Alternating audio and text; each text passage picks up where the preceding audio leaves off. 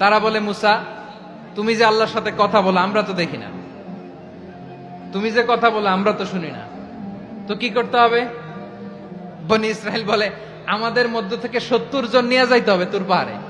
ওরা আয়সা যদি কয় হয় আমরা শুনছি, তাহলে বিশ্বাস করব।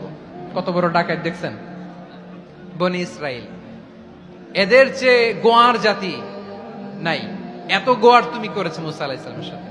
তুমি যে আল্লাহর সাথে কথা বলে আমরা তো দেখি, কি করব? 70 জন আমাদের বন্ধু বান্ধব যে যদি দেখে, তারা বললে ওকে আস, 70 জন আস।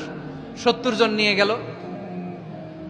মুসা আলাইহিস সালাম হারুন আলাইহিস সালামকে খেলাফা দিয়ে গেলেন, আল্লাহ ওনাকে নবী বানালেন। মুসা আলাইহিস সালাম বললেন, হারুন খবরদার, বনি ইসরাইলের মধ্যে তাওহীদের বাণী প্রচার করবা, ঐক্য ধরে রাখবা, বিচ্ছিন্ন হতে দিবা না। চলে গেছে। এইদিকে বনি ইসরাইলের এক দুষ্ট লোক ছিল, নাম সামিরি। কি নাম? সামিরি। সে সবাই